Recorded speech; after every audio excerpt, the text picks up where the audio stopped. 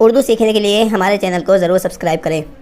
आज हम अखबार पढ़ेंगे इनकलाब 26 जून 2021, मतलब आज ही का अखबार है। इसकी हम जो हेडिंग से है ये हेडिंग पढ़ते हैं ताकि हमको कुछ अच्छा समझ में आएगा, क्योंकि ये बड़े अक्षर में लिखा हुआ है। चलिए शुरू करते हैं।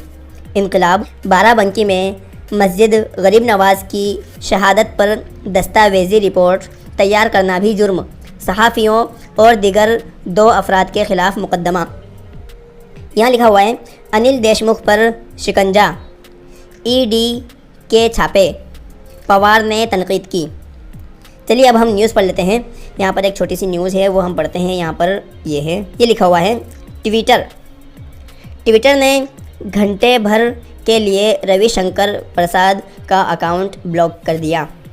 नई दिल्ली एजेंसी, अमरीकी कॉपीराइट कानून की खिलाफ वर्जी का इल्ज़ाम आयद करते हुए जुमा को ट्विटर ने मुल्क के आईटी मिनिस्टर रविशंकर प्रसाद का ट्विटर अकाउंट घंटे भर के लिए ब्लॉक कर दिया।